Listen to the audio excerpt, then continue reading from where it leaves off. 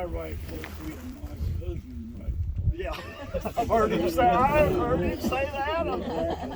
And you were the guy you was talking about? Well, I didn't know that. That's an enlightening statement right there. I thought it was Miles. You're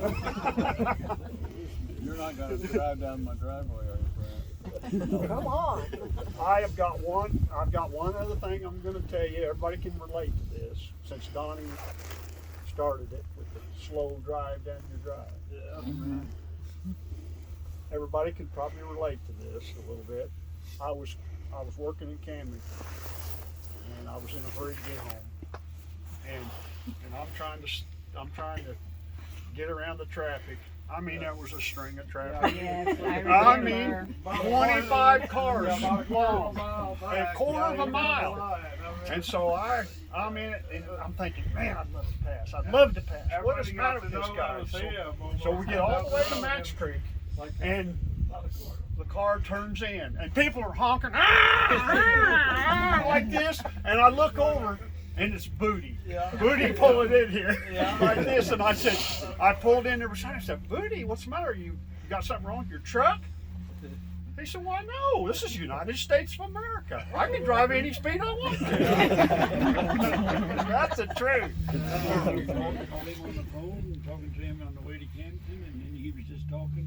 You laid the phone down. When you got to Camden, you picked it back up, and he was still talking. I was telling me something. Yeah. But people at work, we'd get off work and they say, we got to hurry, we got to get in front of Booty.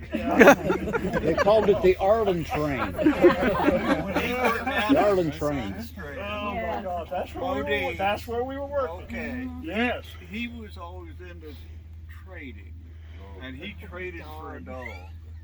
And his fellow trader had to bring the dog, and they had to swap there at work.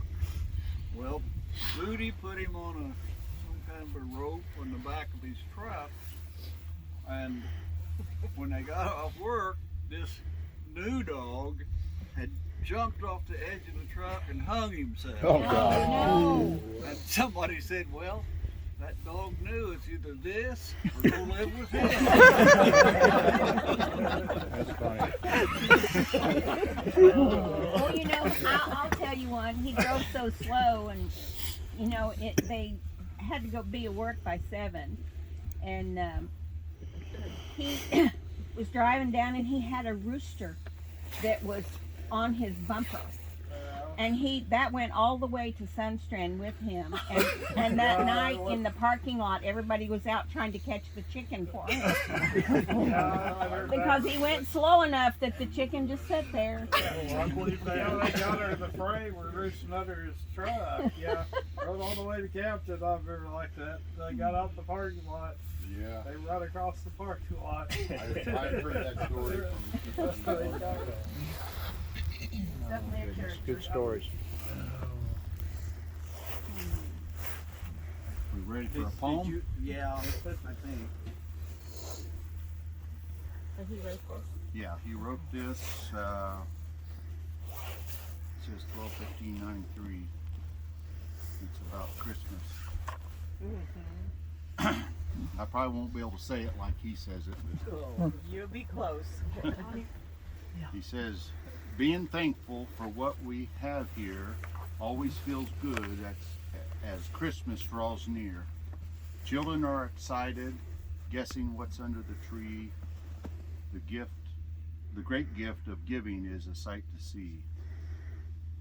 Giving is the way to reap much fruit, because I know how it makes one feel and gives them strong roots. These roots I speak of are anchored in the heart, and when Christ put them in you, they were never to part. Wow. So go on, be thankful, and even happy too, for life is here now, holding me and you. Wow. He had that one memorized, and he would say it so well. I've heard it many times. He loved had a that. bunch of them He loved that one. memorized. He loved that one. He had a bunch of them memorized. I couldn't believe it. Yeah. They're beautiful. Well, I'm thankful for Booty in my life. He gave me a lot of comedy. Oh, yeah, no kidding. Well, one last thing I will add, and I don't know that it's him, he would come to mine and Sue's house a lot. And most of the time he was drunk, as you know. Once in a while, yeah. And he would come in and he'd make this statement. I'm a man, I can do what I want. Have you ever heard that? Yes, many. We've heard it. Did I say it just about right? Fast.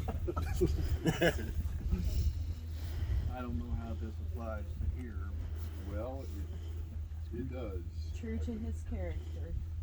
And he would drink and drive and never ever got a ticket. Well, he drove Ever. too slow. And he would make it home. You know, so. But one thing that I thought was really funny, and I don't know if I can tell it very good, is like a Cheech and Chong story, Oh, where him and one of his work buddies went to buy chicken pens, and they were hauling them in his old truck. So they did make it back all the way to W and tried to get into the driveway, but they couldn't do it. And these pens were just swaying back and forth. And anyway, they missed the turn. Yeah, They got completely over on the other side of the road, down in the ditch. yeah, he's like this. Oh, Jim Powell's? Backed off the other side, went down the slope, and I think hit our belt box and pinned it down. Did he have his cooler next to I it? don't know. there were some beverages there. But anyway, I don't remember how they got that back in the driveway. I don't know if one of the kids ended up getting it in there, but They stayed at it trying to drive out of that ditch for about an hour, and by the time I got home that night, when I worked in the evenings, I just had one story from my childhood about your old man. He drove us four boys in the Datsun, and we'd go fishing at the creeks, all the low water bridges. oh yeah. And he kept us all day doing that, one bridge to the other. We hadn't had nothing to eat all day, just starving to death. I remember getting back and he grabbed a bag of potatoes, and it was the best potatoes I ever ate in my life. Raw potatoes? Just a raw here. He fried them on the skillet. They were, he could cook some fried he potatoes. actually could make Yes. really good fried potatoes and deer meat. Yes, Yeah. And I don't know if it's because best he I didn't ever wash had. them. I'll never forget that. But they were good. I don't think I'd eaten in a long time. I was pretty hungry. Yeah. About 4 ounces.